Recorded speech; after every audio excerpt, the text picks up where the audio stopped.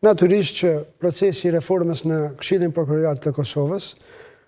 ishte një proces i cili rezultoi, siç e dim, nga strategjia për sundimin e ligjit, ku sigurisht edhe ju dhe shoqëria civile ka dhënë kontributin e saj në hartimin dhe miratimin e kësaj strategjie, e cila do të thotë nga viti 2018 është formësuar dhe si e tillë ishte miratuar në vitin 2020. Dhe një nga masat efektive që planifikonte të arrinte ishte edhe reforma në Këshillin Prokurorial të Kosovës, e cila për shikuesit kishte për qëllim që të rishikojë numrin e anëtarëve prokuror, nga se të njëjtë deri në sipas sistemit aktual do të thotë janë të mbi përfaqësuar nga radhat e anëtarëve prokuror dhe me qëllim të balancimit mes anëtarëve prokuror dhe jo prokuror, si dhe po ashtu kishte për qëllim që të vendoste kritere më të larta për sa i përket pjesëmarrjes së anëtarëve prokuror dhe jo prokuror, si dhe aspekte të tjera të cilat ndërlidheshin me transparencën dhe kompetencat e tjera të fushës dhe përgjithësisë së Këshillit. Natyrisht u hartua ky ligj, i cili nga mënyra si u hartua, ju kujtohet në vitin 2021 u inicua ndryshimi i këtij ligji, pastaj kishte kritika dhe vrejtje nga shoqëria civile, nga mediat, nga profesionistët e fushës, natyrisht edhe nga institucionet kompetente si Këshilli apo në Kuvendin e Kosovës nga grupet politike. Vrejtje të cilat sigurisht e dim që nuk ishin marrë parasysh, as nuk ishin adresuar ato vrejtje, të cilat pastaj përbën edhe shkak për dërgimin e ligjit në atë kohë në Komisionin e Venecias. Dhe kur Komisioni i Venecias në atë opinionin e tij të parë skualifikoi se delegjitimoi nismën e qeverisë, kjo bëri që pastaj nisma të rishikohet nga e para. Ju e dini që pastaj u rishkrua ligji, tentativa për ta miratuar u ndërprerje përsëri pas nevojës së domosdoshme që lindi në Kuvendin e Kosovës dhe pas tensioneve të grupeve politike. Kryetari i Kuvendit në atë kohë e referoi rastin përsëri në Venecia dhe në opinionin e dytë Venecia në një mënyrë ose tjetër i adresoi edhe atë nevojën le të themi për ta pasur një ligj nga një anë, po dhe u sigurua që vrejtjet e tij përkitazi me standardet ndërkombëtare po zbatohen. Kjo pastaj çoi në një proces të rishikimit të ligjit, i cili për herë të parë u miratua në vitin 2022 për të vazhduar pastaj në gjykatën kushtetuese në nismën e parë, ligjin e parë, ose draftin e parë të ligjit për ndryshimin dhe plotësimin e ligjit për Këshillin Prokurorial, i cili pas një periudhe relativisht të gjatë, si drafti i parë i ligjit, i miratuar natyrisht nga Kuvendi, u shpall në tërësi jo kushtetues. Tani, edhe përkundër se ne si parashtrues, këtë rast grupi parlamentar i PDK-s, dhe unë si përfaqësues i autorizuar i tyre, përkundër se kishim ngritur vetëm 4 çështje të rëndësishme të këtij ligji, respektivisht 4 nene, ligji, siç e dim, u anulua në tërësi. Dhe fakti i anulimit të ligjit çoi natyrisht në një proces të ri të shkrimit të ligjit, të këtij ligji që tashmë sapo ka kaluar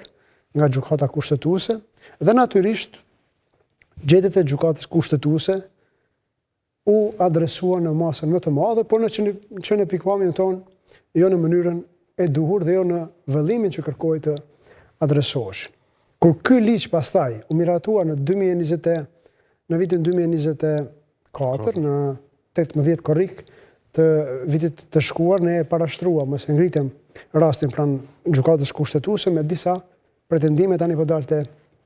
pyetja juaj, dhe këto pretendime ndërlidheshin po ashtu me 5 nenet të ligjit dhe kishin për qëllim vetëm që ligji të anulojë ose shfuqizojë pjesërisht dhe jo në tërësinë e tij. Dhe cilat ishin pretendimet tona pranë gjykatës kushtetuese? E para, duke marrë shkas nga vlerësimi që gjykata kushtetuese i bëri amendamenteve kushtetuese për sa i përket procesit e vettingut, ku ndër tjera gjykata kushtetuese e shfuqizoi amendamentin për sa i përket integritetit personal, duke konsideruar se një kriteri i tillë është qartësi në shpërputhje me kushtetutën, për nevoja të natyrisht ndërtimit të reformës së vettingut, e cila përfshinte natyrisht krerjet e sistemit gjyqësor, këtë rast prokurorial dhe gjyqësor. Të njëjtin kriter, ne konsideruam se nuk mund i njëjti kriter nuk mund të aplikohet edhe për qëllime të kriterit që duhet të plotësoj një antar i KPK-s. Dhe kësaj kriteri i integritetit personal ka qenë një pretendim i parë. Në vlerësimin ton, sipas natyrisht gjetjeve të gjykatës kushtetuese për rastin që sapo e ngrita, kishte të bënte me atë se vetë gjykata tha se një kriter i tillë nuk është i matshëm. E përjedhoi nuk mund të jetë kriter skualifikues ose kualifikues për një kandidat në një pozitë prokuroriale. Dhe ishte vlerësimi i gjykatës, prandaj ne ngritëm në formën e pretendimit që ndërlidhe me kundërshtimin me gjetjet e atij aktgjykimi për vettingun. Çështja e dytë, natyrisht, shumë e rëndësishme, të cilën ne kam identifikuar të ky ligj është çështja e mospasjes së një akt akuze për qëllime të kandidimit në këshill prokurorial, qoftë për antarët prokuror e qoftë për antarët jo prokuror që i zgjedh kuvendi. Tani, në rastin konkret nuk e kishim kontestuar, si në rastin duhet ta bëj si vrejtje në formën e nënvizimit. Nuk e kishim kontestuar përbërjen e re të këshillit prokuror, as në nismën e parë, në rastin e parë pranë kësaj gjykate, as në rastin e dytë. Pra në thelb për grupin parlamentar të PDK-s nuk ishte kontestuese që numri i antarëve të KPK-s të zbritej nga 13 në 7. Me për kontestuese në rastin konkret për qëllimet e këtij pretendimi ishte fakti se nga një anë ligji e kishte vendosur si kriter skualifikues mospasjen e një akt akuze për një kandidat që pretendon të jetë antar i këshillit, qoftë nga radhët e prokurorëve, qoftë nga radhët e kandidatëve ose antarëve jo prokuror, por nga ana tjetër, në mënyrë sipas pikpamjes tonë absurde, nuk e kishte përcaktuar një kriter të tillë në rastet kur je antar i këshillit veç se i zgjedhur, por në ndërkohë të ngritet një akt akuz. Dhe përderisa kërkohej për kandidatin mospasja një akt akuze, në pikpamjen tonë ishte absurde të mos kërkohej për kandidatin e zgjedhur. Dhe në këtë pikpamje, pasja një akt akuze nuk përbënte shkak për përfundim të mandatit sipas këtij ligji. Dhe kjo për ne paraqiste jo vetëm shkelje të parimit të sigurisë, por edhe standard të dyfisht. Për më tepër, që çështja e pasjes ose jo të një akt akuze, në pikpamjet e nënit 31 të kushtetutës, binte ndesh, natyrisht, sipas pikpamjes time në rastin konkret, edhe me parimin e prezumimit të pafajësisë. Sepse parimi i prezumimit të pafajësisë është parim themelor në drejtësi, i cili të thotë qëllimi i tij është të mos vendos pasoja për personat që kanë akt akuza dhe në rastin konkret përkundërse një pretendim i yni lidhet edhe për shkak të parimit prezumimit pafajësisë, por edhe për shkakun se i njëjti kriter, pra i pasjes, këtë rast mos pasjes akt akuzës, nuk vlente për antarët pasi zgjedheshin ata, ishte një formë e dytë e pretendimit ton pranë kësaj gjykate. Tani çështja tjetër, po ka që rëndësishme, ishte edhe fakti se kuorumi i pjesëmarrjes dhe kuorumi i vendimarrjes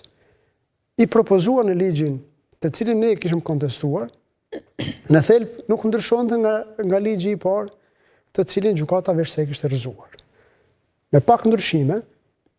ky ligj do të përcaktonte që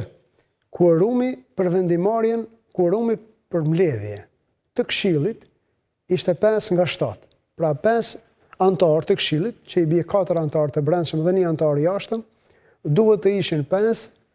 që të mbahej mbledhja. Ndërsa vendimarrja e këshillit ishte me shumicë të thjeshtë. Në pikpamjen tonë, kjo ishte problematike sepse këshilli si institucion i pavarur i drejtësisë, përgjegjës për të menaxhuar me sistemin prokurorial të Kosovës, përgjegjës për të propozuar kryeprokurorin e shtetit, për të zgjedhur kryeprokuror të prokurorive, për të propozuar emërimet dhe shkarkimet e prokurorëve, për të vendosur mbi përgjegjësitë disiplinore të prokurorëve, tashmë ishte i ekspozuar përballë antarëve politik. Rrjedhimisht vendimarrja e këshillit varet nga pjesëmarrja ose në mbledhje një antari të jashtëm, këtë rast antari që e zgjat kuvendin me një shumicë të caktuar. Por praktikisht në saj smerte pjesë në takim. Po. Okej.